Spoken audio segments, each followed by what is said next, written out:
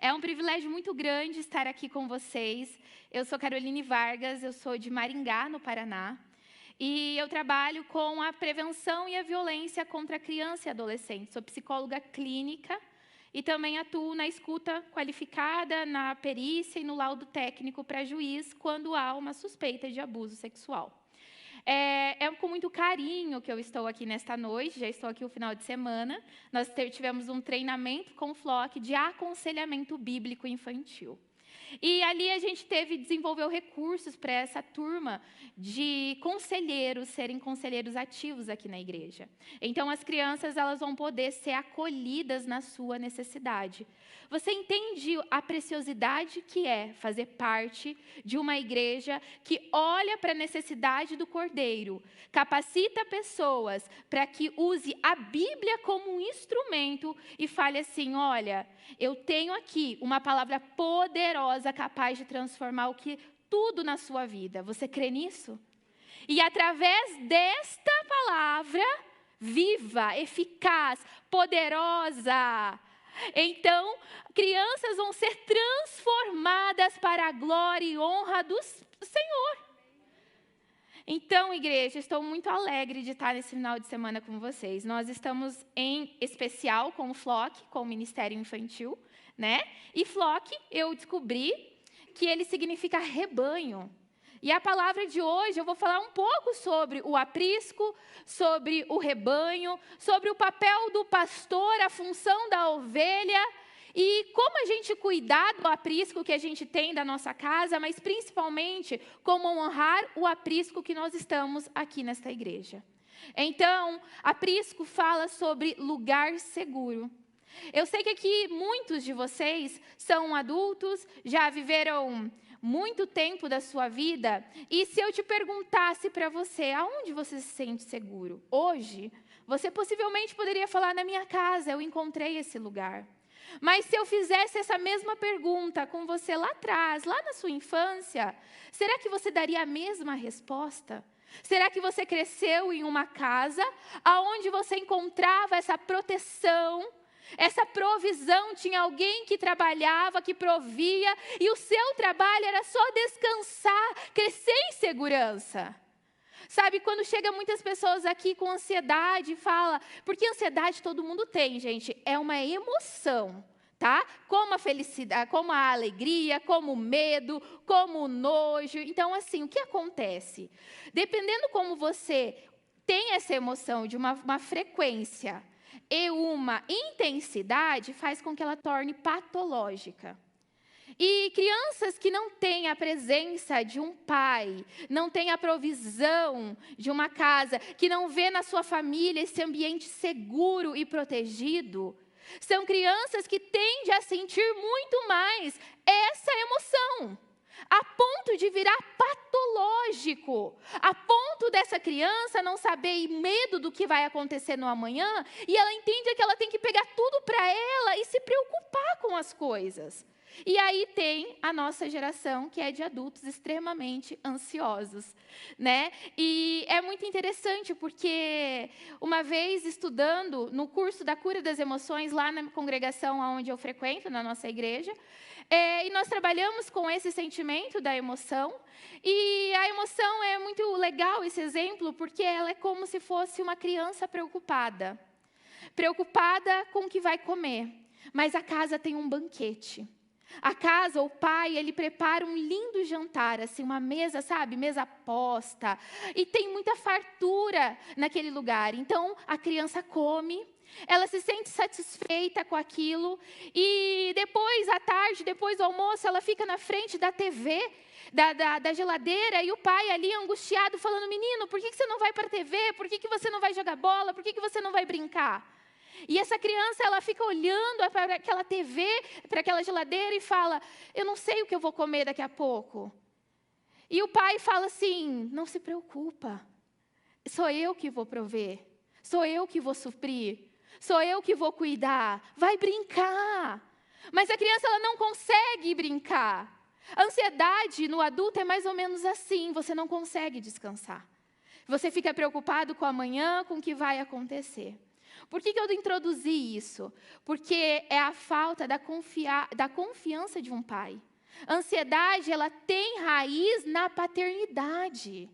E quando uma casa tem um pastoreio, quando a casa tem um homem que entende a sua função pastoral, de ser aquele que conduz, ser aquele que vai na frente, ser aquele que alimenta os seus, e não é só alimento no sentido literal, é alimentar as necessidades da sua família, é alimentar o tempo de qualidade com os seus, é alimentar o limite que esse pai coloca de entender o que pode e o que não pode.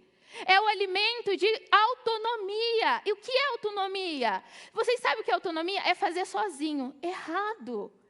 O conceito inicial de autonomia é você ter um espaço para o erro sem ser punido ou julgado pela sua incapacidade do acerto. Você entende como a gente distorceu o conceito de ser autônomo? Autônomo não é independente. Autônomo é saber, eu vou tentar sozinho, mas se não der certo, eu tenho meu pai. E quando a gente não supre essas necessidades na nossa família, no nosso primeiro rebanho, a gente tem muitas consequências como adultos, extremamente focados no trabalho, nessa ânsia de produção, né? Eu preciso produzir, porque eu só vou ser amado se eu entregar algo. E a gente cresce nessa luta de adultos e famílias que estão extremamente ansiosos, preocupados com o amanhã. Eu sei que você saiu da sua casa, querido, para ouvir o Senhor falar. E Ele trouxe uma palavra poderosa na sua vida. Como pastor do seu lar, mas como ovelha desse rebanho também. Então, quero te convidar, primeiramente, a abrir a sua Bíblia lá em João 10, que a gente vai entender a função desse pastoreio e vai fazer a correlação do seu papel de pastorear a sua casa e também de ser ovelha nesse aprisco. Uma coisa bem interessante que você precisa entender é que quando eu falo de pastoreio, eu não estou falando das pessoas apenas que elas têm uma ordenância ao ministério pastoral. Quando eu falo que você, homem, é o pastor do seu lar, eu estou falando que é a função espiritual que você precisa exercer dentro da sua casa. Quando eu falo para líderes, eu estou falando que, como conselheiros, que eles estão ali para identificar a necessidade, é uma função pastoral, é um relacionamento que ele tem que ter com o aconselhado para que ele possa, através da palavra, entregar aquilo que a criança precisa. Então, pastor, aqui hoje, nesta noite, nesse tempo de fala, não é apenas quem tem a ordenação ao ministério pastoral, mas todos que cumprem uma função de pastoreio espiritualmente. Amém? Que você possa receber essa unção do pastoreio sobre a sua casa. Ou melhor, a unção já foi depositada, mas que você possa tomar posse dela e cumprir e exercer aquilo que o Senhor já determinou para a sua vida. Então, nós temos essa função. Eu, como esposa, eu também sou pastora, mas eu sou pastora da minha filha. É meu rebanho. Eu sou ovelha do meu marido. E a gente precisa entender esse conceito de dependência, unidade, obediência, para que o rebanho seja saudável, para que não haja o quê? Ovelhas doentes. Vocês já viram um animal doente? Ele fede. Tem moscas ao redor dele. E quando a gente olha como família, primeiramente, no primeiro ponto que eu vou trabalhar, a gente vê hoje famílias doentes também. Famílias que têm ali moscas em casa. O que é isso? O que você quer dizer, Carol, literalmente? Eu quero dizer, sabe aquela casa que você não quer voltar para casa? Você quer qualquer lugar, menos a sua casa? A sua casa parece sempre estar suja, mesmo que ela esteja limpinha. Mas é um ar opressivo dentro daquele lar. Você não se sente em paz. É ali que tem moscas rodando. Mas sabe qual é a solução para as moscas irem embora? Você sabe o que o pastor faz para que as moscas não repousem sobre as narinas do bicho, da ovelha? Ele derrama óleo. E o óleo é tão simbólico para nós cristãos. Que o Senhor possa derramar óleo hoje sobre a sua casa, óleo sobre a sua vida. E a palavra de Deus fala que óleo significa alegria, unção, que possa ser um novo tempo na sua história enquanto família. Que o Senhor possa derramar óleos aqui, de ovelhas que estejam precisando. E que você possa entender que o óleo vai fazer a diferença no seu relacionamento, com os seus e com o Senhor. Então, para a gente entender melhor sobre isso, abre lá comigo, por favor, em João 10. João é um livro muito conhecido, mas essa passagem específica também é conhecida. Ele vai falar sobre o bom pastor. E a frase principal de João, assim, dentro da perícole aqui que eu determinei aqui para o texto, é a parte do eu sou o bom pastor. E o bom pastor dá a vida pelas suas ovelhas. Quer dizer que o mau pastor, ele não é capaz de se entregar pelo seu rebanho. Quer dizer que o mau pastor, ele nem pode ser chamado assim, porque o texto vai apontar que ele não é considerado um mau pastor. Ou ele é bom, ou ele é um mercenário. Ou ele é bom, ou ele é um assalariado, como em algumas versões, tá? Versão do texto bíblico. E por quê? Porque o mercenário, ele não ama, ele está ali pelo que ele pode receber em troca. E às vezes a gente está em casamentos, em relações, e a gente quer só receber em troca. E aí vira uma disputa dentro do casamento, dentro da condução, da criação dos nossos filhos. Porque é uma disputa de poder ali, porque todo mundo quer o quê? O que o outro mude, o que o outro faça. Você não está fazendo a sua função de pai. Quem tem que impor limite é você, e a mulher fica nessa constância, jogando para o marido toda a responsabilidade. O marido, por sua vez, faz o mesmo. Ele coloca para a mulher o peso de toda a casa, de toda a função. E às vezes o marido não coloca com palavras. A mulher, sim, ela usa bastante esse recurso. Mas o marido, ele se isola, ele se fecha. Sabe o silêncio de Adão? Eu gosto muito de pensar em Adão como sacerdote, como pastor ali do seu relacionamento, dele e de Eva. E quando a serpente, ela lá em Gênesis, ela faz a proposta para Eva, Adão, ele fica em silêncio, a gente não vê a posição dele.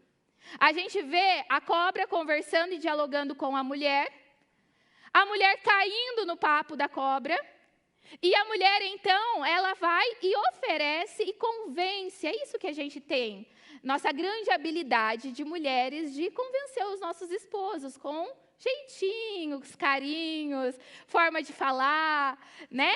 E ali aconteceu. Só que, antes, olha que importante isso, homens, antes de de Eva ter conversado com a cobra, Deus já tinha tido um particular com o homem. Ele já tinha falado: Adão, tudo que eu fiz aqui é para você desfrutar.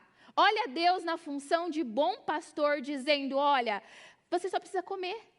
Você só precisa cuidar, comer e organizar as coisas. Então, quando a mulher chega com os argumentos da cobra, Adão poderia refutar a sua esposa, e ele poderia se posicionar como um verdadeiro pastor, falando: sai, eu te repreendo, Satanás. Nesse caso, ele não sabia ali, né, literalmente, Satanás, mas eu te repreendo, cobra. Por quê? Porque eu já tive uma conversa com o nosso Senhor. Mulher, eu sei o que Deus tem para a nossa família. Eu sei o que Deus tem para o nosso aprisco. Eu sei o que Deus tem para o nosso rebanho. Ela não sabe o que está falando. O Senhor falou comigo. Olha a segurança que Adão tinha. Só que faltou posicionamento. Em contrapartida, o que Adão faz? Adão silencia. E desde então, nós vimos homens se silenciando. Então, o silêncio do homem, dentro da condução do seu rebanho, do seu aprisco, daquilo que o Senhor deu para você cuidar, para você proteger, está na origem, lá atrás. Que isso possa ser quebrado essa noite. Que você possa entender o chamado. para o sacerdócio, para o pastoreio da sua família, homem. Entenda que a forma como você lida com a sua filha mulher, a forma como você trata a sua esposa, é a modelagem que você imprime dentro do cérebro dela de aceitar e colocar limites para as futuras relações. Ela vai ter um relacionamento abusivo se você é abusivo com a mãe dela. Ela vai aceitar um emprego abusivo de um chefe abusivo se você mostrar para ela que o corpo dela, que o trabalho dela não é importante. Sabe, no meu consultório chegam muitas meninas com uma queixa em comum. E a queixa delas é: Carol, meu pai só me critica. A consequência da crítica elevada do homem para a filha mulher é a autoestima dela ser totalmente abalada. Ela busca ser magra, perfeita, fazer tudo porque ela quer ser boa. Porque tudo que ela apresentava sempre tem um mais. Então, homem, essa palavra diretiva nesse momento é para você que tem filha mulher. Faça uma autoanálise. O bom pastor está pedindo isso, o supremo pastor. E talvez você fale assim: Carol, é muito difícil para mim, eu nem tive pai. Você está falando aí de ansiedade, de pai, de pastoreio, de limites, de suprimento. Eu não tive isso. Primeiro que eu não conheci, ou meu pai não fez essa função.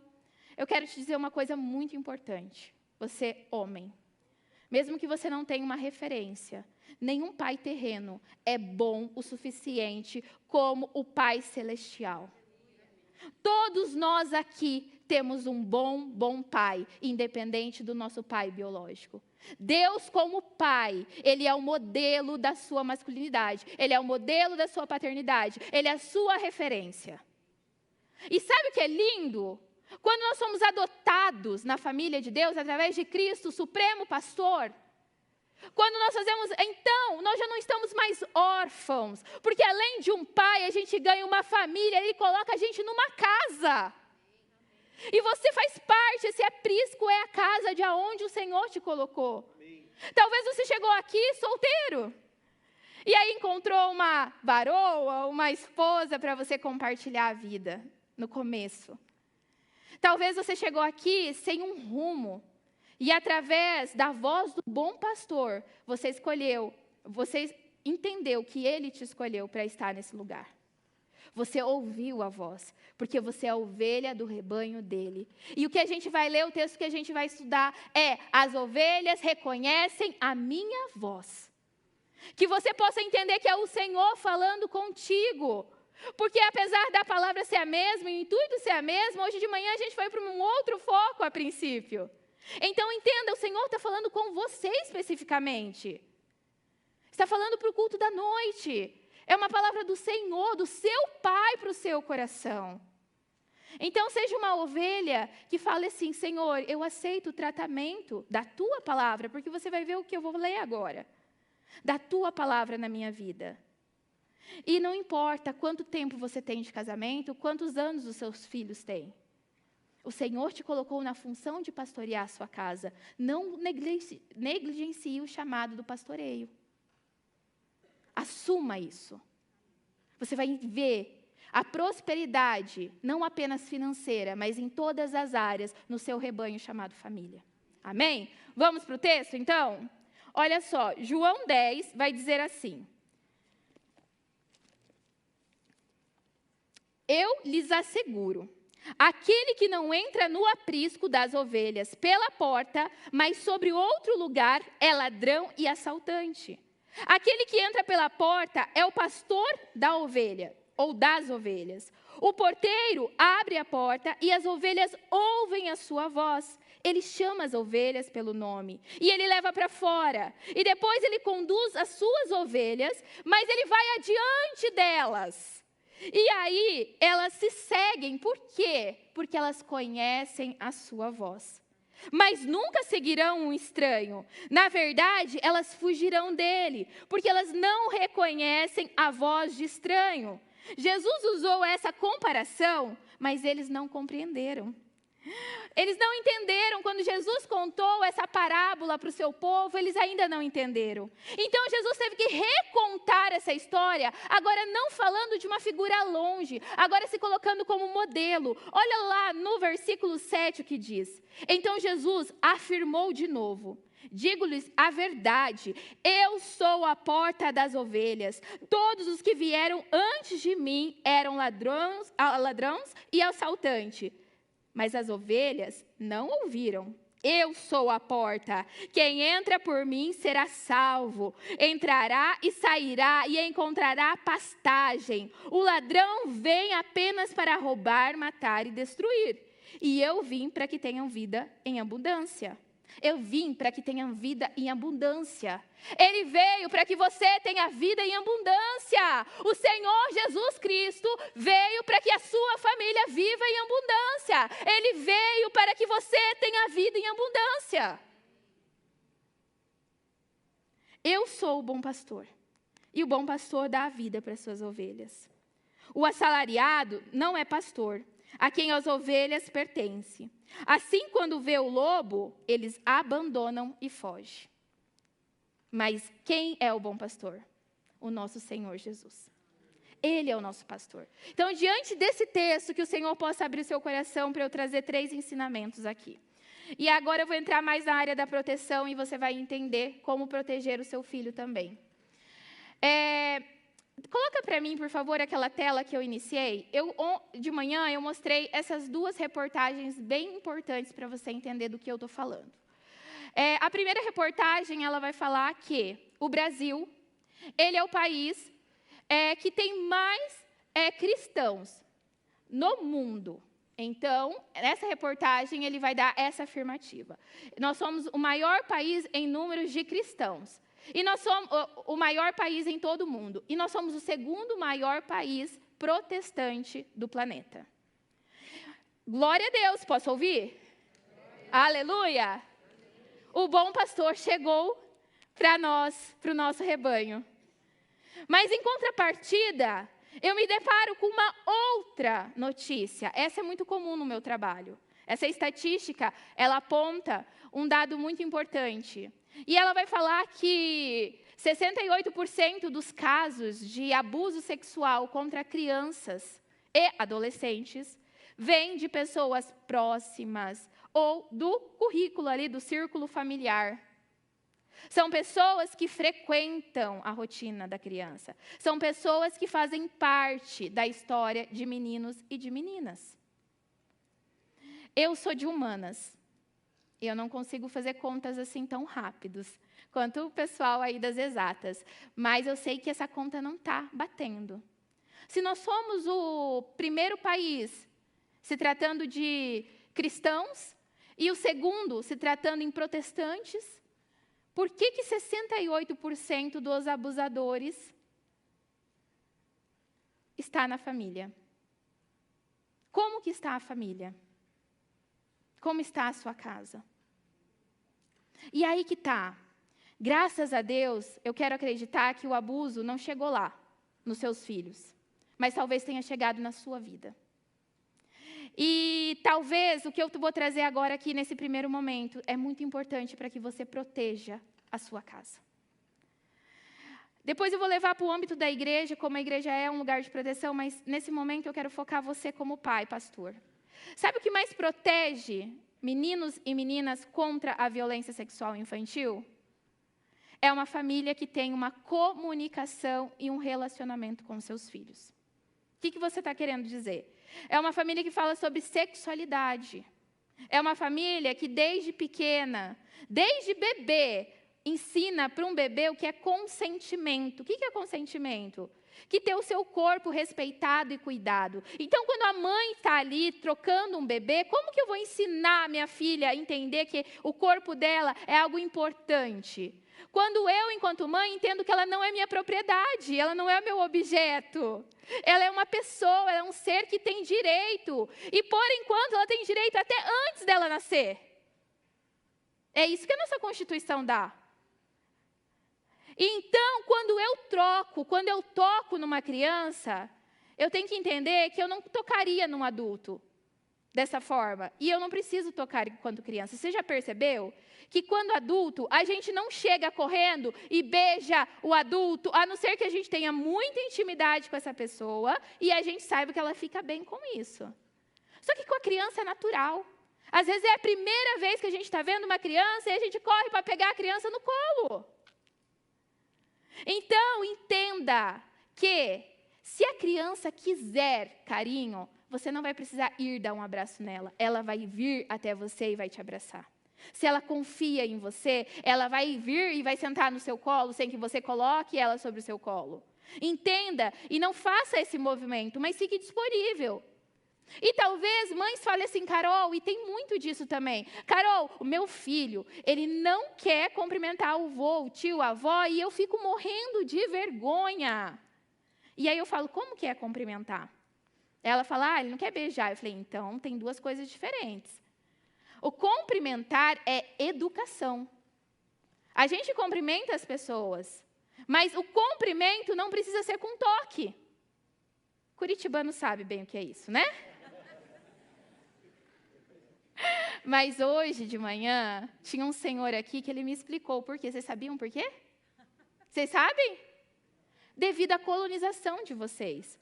Como eram ucranianos, olha, aprendam com a maringaense. Como eram ucranianos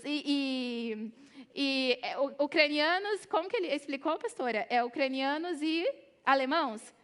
Os primeiros colonizadores aqui da cidade, poloneses. É tudo primo, gente. Todo mundo primo. Tudo branco, diz o pastor, tá? Falar bem claro, né? O pastor disse. Eles não sabiam a língua do outro. Olha que interessante. Quando a gente não sabe a língua do outro, a gente se cala. E às vezes você não está sabendo a linguagem do seu filho, pai. Às vezes você não está sabendo a linguagem da sua filha, mãe.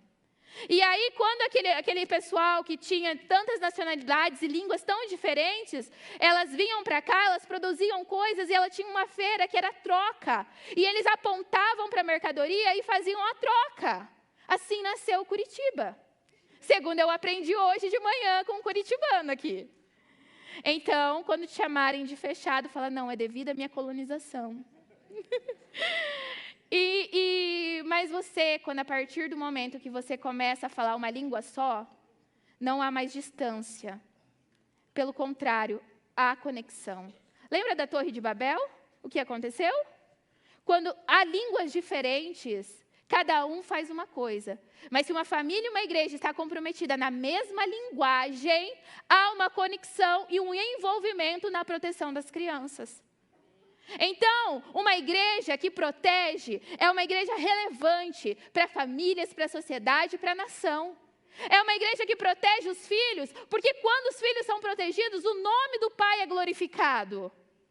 Então pense, eu tenho que olhar para a criança e entender que ela tem um direito. Eu, como mãe, desde pequena, tenho que ensinar para ela. E você é uma mãe cristã, que te diferencia das demais. Você vai ensinar para ela, minha filha, você nasceu porque você, meu filho, porque você tem uma promessa do Senhor. Efésios 1:4 fala, filho, que antes do Senhor ter fundado o mundo, Ele já tinha te eleito, já tinha construído a tua história. Isso não é só eleito, foi eleito nele, foi para ele, é sacerdócio real, é nação santa.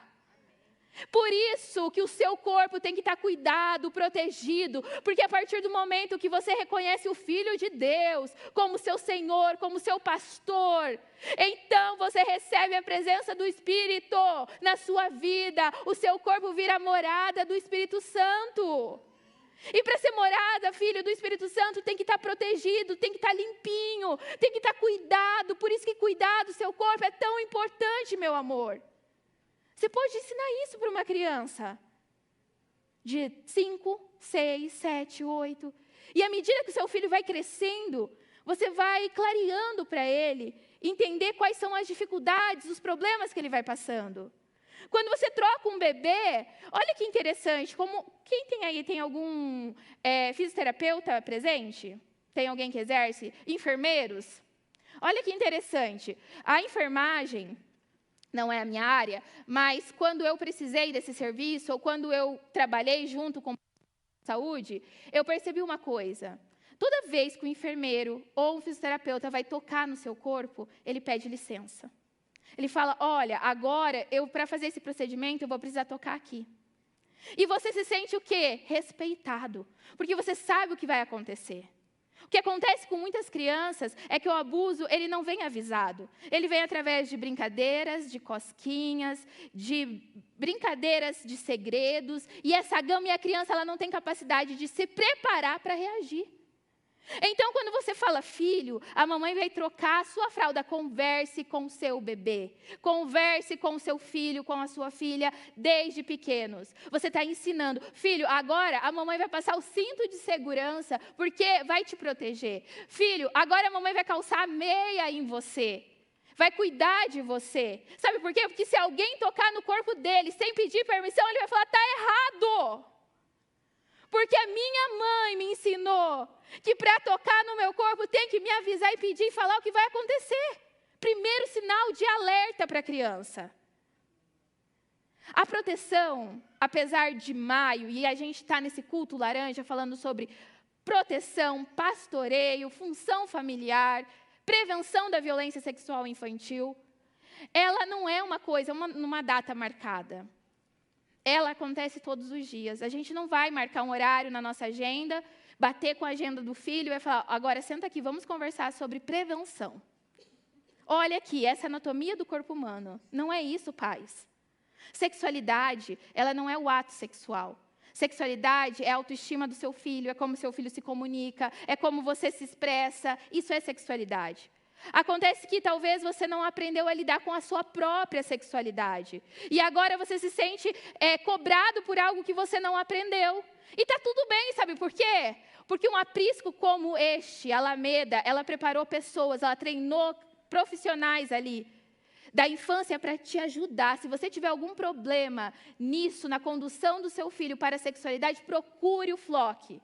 Eles são treinados. A gente passou, eu estou 4 anos caminhando com eles. A gente está construindo, tem uma equipe treinada, a gente teve mentorias para trabalhar toda a política de proteção, que é um documento para cada pessoa que entrar no Ministério, os novos, saber, nós não aceitamos isso é considerado violência, isso não pode acontecer, se acontecer algo, é assim o procedimento, para que o seu filho esteja seguro. São coisas que acontecem no bastidor, igreja. Quando eu falo de você reconhecer o aprisco que você faz parte, é entender que tem gente, e eu estou falando do ministério que eu conheço, mas eu acredito que outros ministérios têm o mesmo cuidado, a mesma excelência. Porque excelência é cultura. Se um lugar é excelente, tudo que vem dele é excelente também. Então, tem muita gente trabalhando para fazer da igreja um lugar seguro para a sua família. Só que você precisa fazer a sua parte. Você precisa fazer a sua parte. Afinal, depois, você vai ver, quem será cobrado para apresentar o rebanho não é a igreja em si, é você, pai, é você, mãe.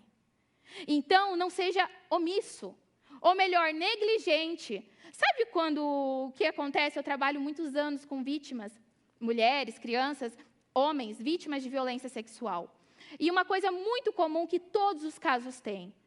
A violência em si, ela é um trauma. Um trauma é o cérebro mesmo. Ela traumatiza o cérebro, ela muda a forma de se comportar. O comportamento é alterado. Porque a exposição a um evento traumático, a uma situação de perigo é tão intensa que a pessoa, ela paralisa, ela foge ou ela ataca. Ela sai do sistema do córtex pré-frontal e entra no sistema límbico, que é fuga, ataque ou paralisação. Todo trauma, toda pessoa, seja um acidente, seja uma violência, ela tem esse mecanismo. E aí o que acontece? Quando a gente trabalha com isso, a gente vê muitos relatos da pessoa traumatizada, e aí ela desenvolve o TEPT, que é o estresse pós-traumático, morte, luto, desastre, violência sexual, tudo isso entra nesse tipo de situação que eu estou falando. E a pessoa não sabe como reagir. Só que isso é muito dolorido para a criança, ou para o adulto que descobre que lá na infância foi abusado. Sabe o que é algo muito importante de você entender? Talvez você faça tudo certinho, e mesmo assim aconteça algo terrível na sua história. E se você foi abusado, se você foi abusada, você vai saber o que eu estou falando. O abuso chegou na sua vida, infelizmente, através de um toque indevido, de um olhar, de uma exposição, porque abuso não é só a relação sexual, mas todo o envolvimento com o seu corpo indevidamente, enquanto criança, enquanto adolescente. E você olha para aquilo e você fala assim: Carol, eu contei, mas ninguém acreditou. Eu contei, mas a minha mãe disse que foi eu que pedi, eu que gostei. Eu contei, mas eles falaram que eu estava mentindo. Esse é um novo trauma. É como se a pessoa que foi desacreditada revivenciasse tudo isso, só que com a afirmação que ela é louca. Ou seja, no sentido de loucura, no sentido de delírio. E ela fala: meu Deus, mas eu estou falando, para que eu ia mentir? Então, pais, primeira coisa, converse com seus filhos. Tenham uma linguagem clara e acessível. Vocês não precisam falar do ato sexual. Vocês não precisam falar de coisas que estão para aquém da idade dos seus filhos. Mas converse com eles sobre a integridade do corpo, sobre o corpo ser templo do Espírito Santo, morada de Deus. Então, aonde a gente anda, meu filho, a gente carrega a presença do Senhor no nosso corpo. Cuidado com o que você ingere no seu corpo. Cuidado a forma como você cuida do seu corpo, meu filho. Depois, se caso alguma vez o seu filho vier te procurar, não olhe para ele perguntando se é verdade ou não.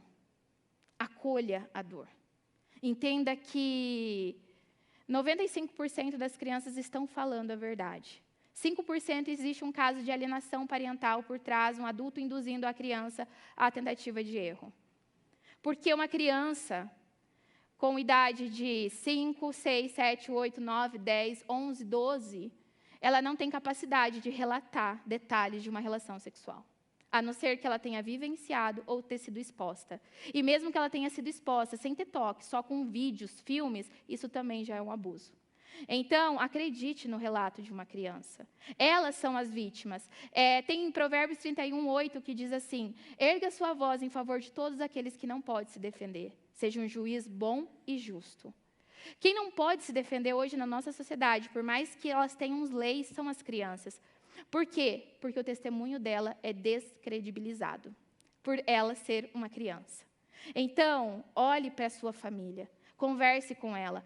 Quando um pai conversa sobre sexualidade com seu filho, você pode ter certeza que, irmão, você quebrou uma barreira muito grande.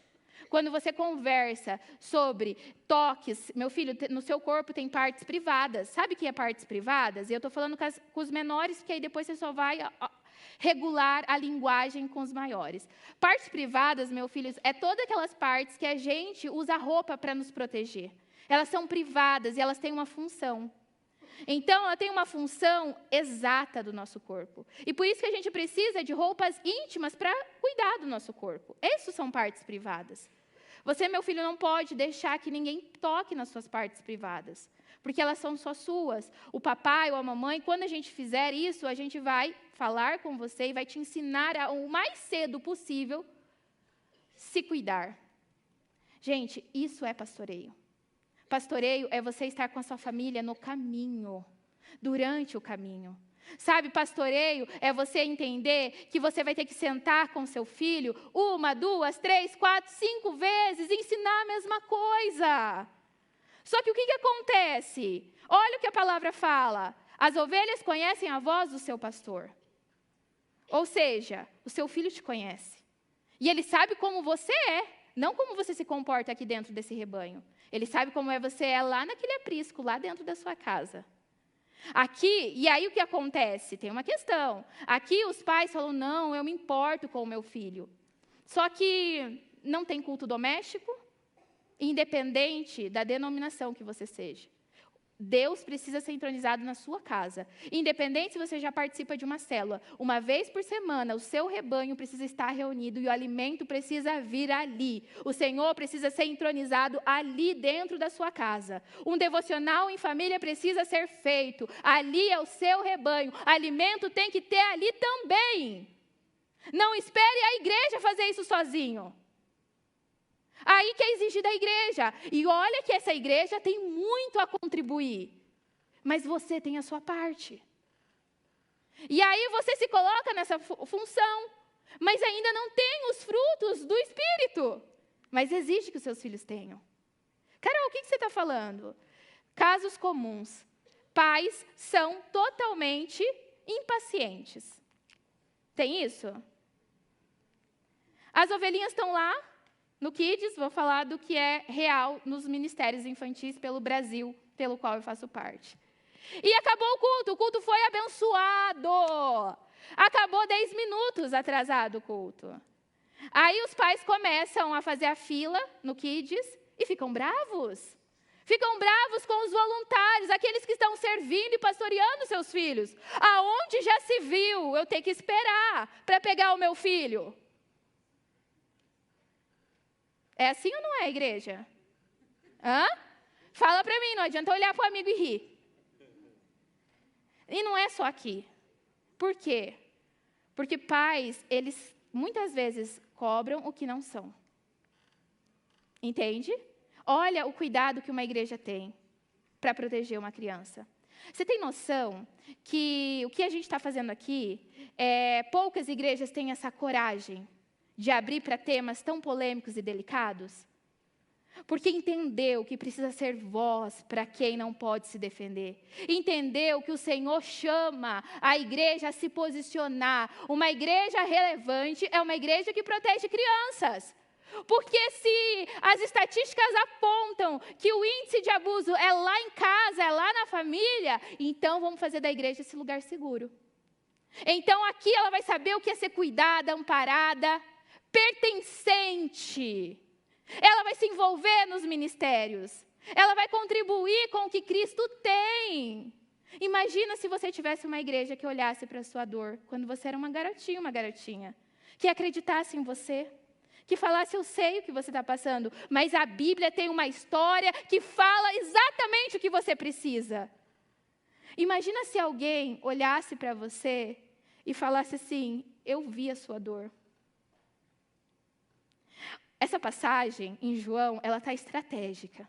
Porque o capítulo anterior, ele fala sobre, aqui, a cura do cego, sobre a cegueira espiritual. E no capítulo posterior, ele vai falar da cura do cego. O que Jesus está falando? Ei, eu quero tirar a escama dos teus olhos para que vocês enxerguem o que é um aprisco, o que é um pastor e o que a ovelha tem que fazer. A palavra, o maio laranja, é tirar as escamas dos olhos da sociedade. É falar uma ferida. O mês do maio, gente, não é um mês de comemoração. Ninguém comemora o maio laranja. Nós somos do quarto país pior para que uma menina possa viver no mundo. Não é comemorativo, é enfrentamento, é olhar para o problema e falar, eu não vou fugir, eu vou entender qual é esse problema, eu vou me posicionar e eu vou cuidar da minha casa. É isso que tem que fazer. E se preciso for, eu vou fazer a denúncia. É isso que precisa fazer. Mas posso falar uma coisa? Trabalhando do outro lado da justiça, tem muita denúncia. Tem muita denúncia.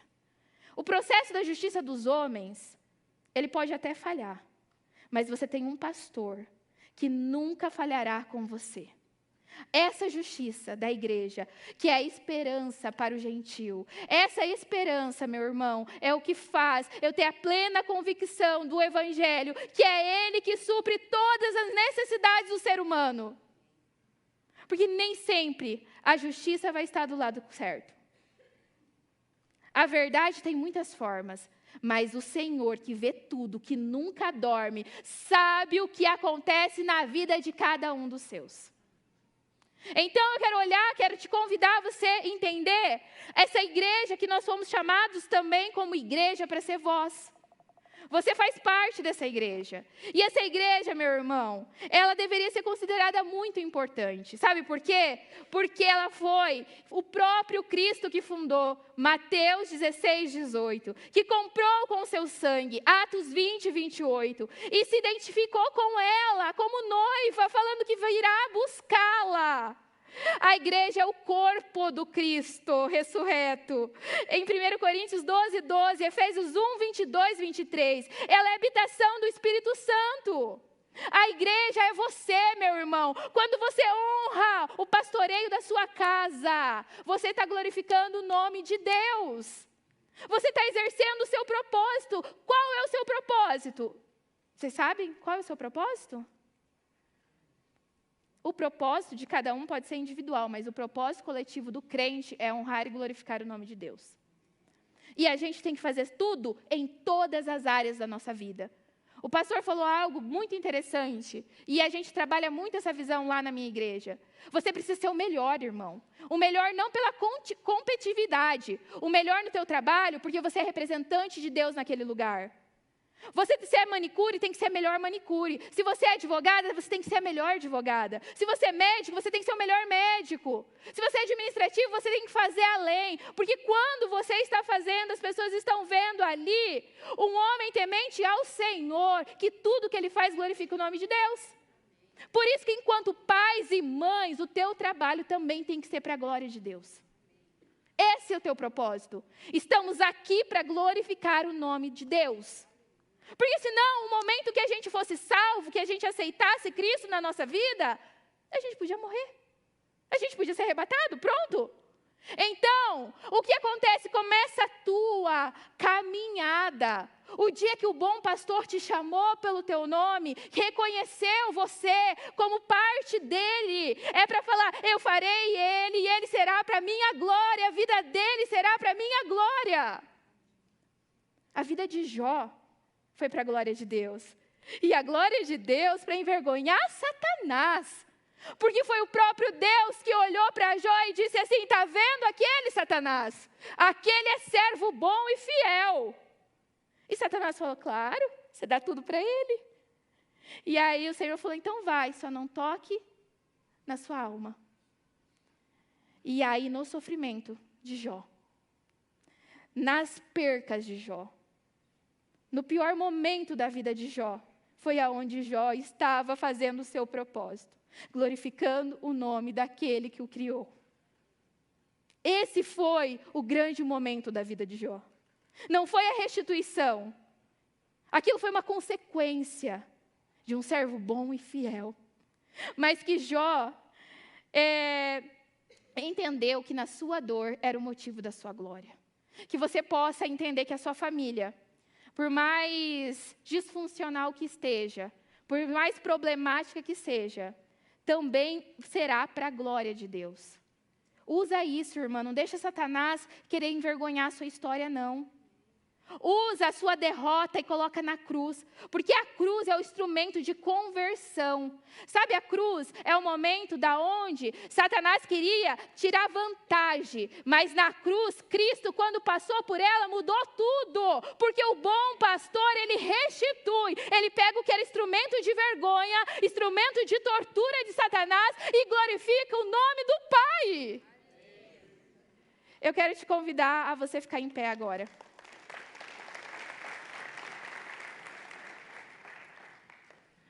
Eu quero convidar você a fechar seus olhos. E eu quero te convidar a fazer uma oração nesse momento. O Senhor é o bom pastor. É Ele o nosso modelo de pastoreio. A gente aprende que um pastor, ele conduz.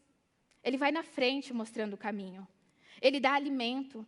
Ele não deixa filhos ali ansiosos para saber o que vai acontecer. Ele fala, descansa, filho meu, eu cuido do teu amanhã. Até hoje você não faltou nada. Até hoje eu te sustentei. Então descansa, eu sou o teu bom pastor. A gente aprende também que um pastor protege. E a gente aprende que, como parte de um rebanho, a gente também precisa se posicionar e proteger as nossas crianças. Eu quero convidar você para fazer uma oração repetida agora. Então, eu vou orar e que você possa repetir em espírito e em verdade. Pode fechar seus olhos, por favor. E diga assim comigo. Pai Celestial, em nome de Jesus, declaramos que a nossa fé é inabalável em Ti e na Sua palavra. Nós estamos aqui, reunidos como ovelhas, no rebanho chamado Alameda. Esse lugar que o Senhor deu para que a gente se sentisse em casa. E nesse rebanho, há cura, há tratamento, há restauração, alimento. E que eu possa me fortalecer, sarar as minhas feridas, aprender a entregar na cruz tudo aquilo que Satanás tenta me envergonhar. Eu sou teu filho, Deus. Eu não barganho com Satanás. Eu uso as minhas derrotas para glorificar o seu nome. E as minhas vitórias, e a vitória da minha família, elas também são para a honra e glória do seu nome. Me capacita para pastorear a minha família e ser verdadeiros guerreiros espirituais, seguindo o exemplo de Jesus, o bom pastor que deu a vida por nós. Que a nossa igreja seja uma fortaleza na cidade de Curitiba, onde cada ação, cada palavra, cada gesto sejam poderosas armas espirituais, guiadas por Ti, para trazer proteção e cura ao seu precioso rebanho. Amém. Glória a Deus. Amém. Fica aqui, minha jovem, fica aqui comigo. Dá o cálice para ela. Você quem não pegou o pão e o cálice, levanta a mão, por favor, que a gente vai levar até você. É a noite da ceia do Senhor. E se você não recebeu o pão e o cálice, levante sua mão bem alto. Vai alguém até você, levar para você o pão e o cálice. E nessa oportunidade, irmãos,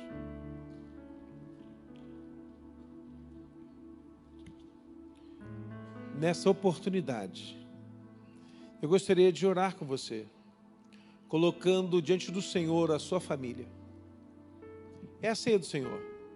Mas você poderia dizer: Senhor, eu quero cuidar da minha casa, cuidar da minha família, cuidar do meu lar, daqueles que estão dentro da minha casa. Talvez você tenha necessidades para apresentar ao Senhor.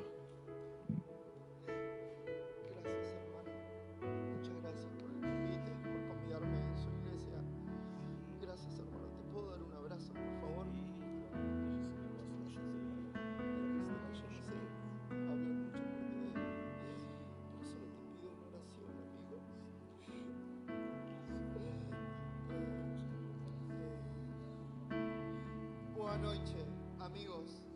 Meu nome é Jorge. Sou da Argentina, Buenos Aires. Acontece que perdi meu trabalho. Sou novo aqui no Brasil. Acabei de chegar. Estou procurando trabalho, mas ainda ninguém me chamou. Sou paisagista, desenhador de parques e jardins. Não sou um morador de rua. Não quero viver da caridade. Por favor, hermanos, se coloquen en mi lugar. Para mí está siendo difícil como extranjero encontrar trabajo. Estoy repartiendo currículum por varios lugares. Ninguém me llamó. Amigos, por favor, oren por mí para que yo pueda encontrar un trabajo. Eu peço, por favor, si alguien de buen corazón o algún buen samaritano que pueda me auxiliar con trabajo, con una diaria de hotel o cualquier cosa que esté ya en su corazón, como ser una ferramenta, una rozadera, un martelo, una pinza, un cobertor.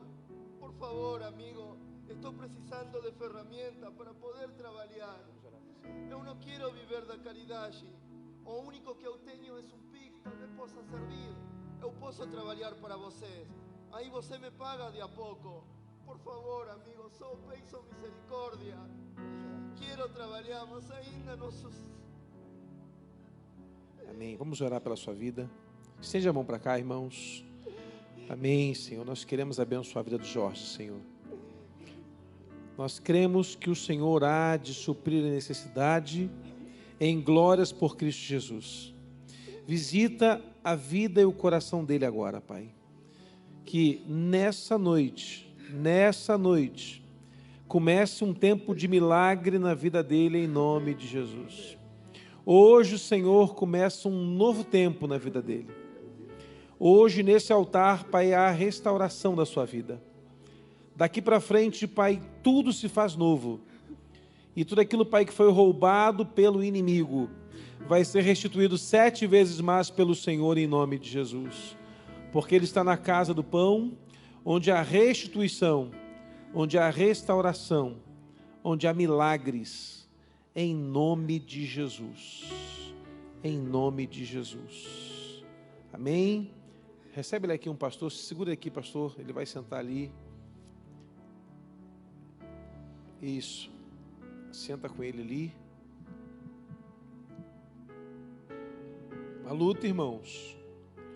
É uma luta. Cada dia, o que atendemos como igreja, você não tem ideia do que a luta que tem sido hoje como igreja nesse Brasil louco que a gente está vivendo. Só o poder de Deus. Só o poder de Deus. Eu quero convidar você a orar pela sua casa. Jesus pegou o pão como símbolo de um novo tempo, falando que o pão era para uma aliança. Eu queria convidar você a pegar o pão agora e fazer um voto com o Senhor, dizendo: Senhor, na minha casa eu vou cuidar, eu vou ser o pastor, eu vou restaurar a minha casa. Se o inimigo tem plantado algo para roubar a minha família, roubar a minha esposa, roubar o meu esposo, roubar os meus filhos, e se você é solteiro, ore pelos seus pais, ore pela sua casa. Diga: Senhor, eu quero fazer uma aliança de um cuidado da parte do Senhor para restaurar a minha família, em nome de Jesus. Jesus pegou o pão, partiu e disse: é meu corpo que é partido por vós. Fazer isso em memória de mim, em memória ao Senhor Jesus, que amamos o pão nessa hora, em nome de Jesus.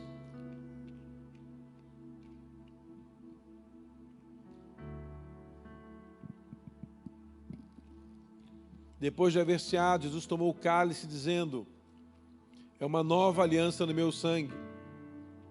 Fazei isso todas as vezes que beberdes em memória de mim. Há uma nova aliança sendo feita nesta hora. Erga o cálice e diga: obrigado, Senhor, por essa nova aliança.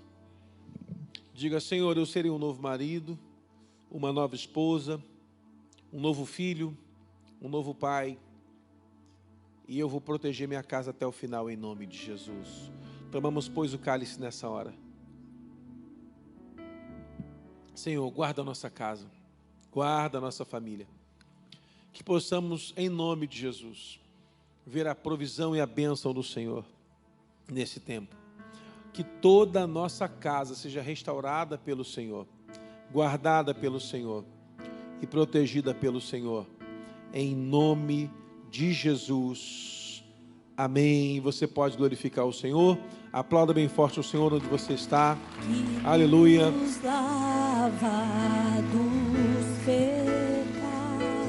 Diga ao Senhor: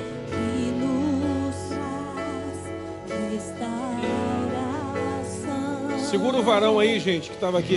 Segura ele aí que a gente vai ajudar ele. Segura aí. Irmãos, temos que orar por uma cidade que está desesperada por Jesus. Eu imagino, a gente vai entender agora o projeto, o processo. Mas, irmãos, as pessoas vêm a esse lugar porque a casa do Senhor é o único lugar que pode restaurar uma vida. Porque a prefeitura, a delegacia, são lugares sociais que não mudam vida. Mas só o Evangelho transforma. Só o Evangelho transforma. De repente Deus pode usar a sua vida para abençoá-lo. Então tem já algum diácono que está ali com ele e você pode passar ali para ver alguma coisa. Mas se você está aqui nessa noite, quer entregar a sua vida a Jesus, ser restaurado por Ele e começar um novo tempo na sua vida, nós queremos orar com você também. Você pode sair desse lugar e vir aqui à frente, a gente vai receber você e abençoar você, orar com você. Então se você quer entregar a sua vida ao Senhor, nós queremos orar pela sua vida nessa noite. Queremos declarar um tempo novo do Senhor sobre sua vida. Se você quer dar esse passo, enquanto estivermos cantando, você pode sair do seu lugar e vir aqui à frente. Nós vamos abençoar você em nome de Jesus. Se não, Deus te abençoe. Vá para sua casa orando o Senhor, declarando o quanto Ele é poderoso sobre a sua vida.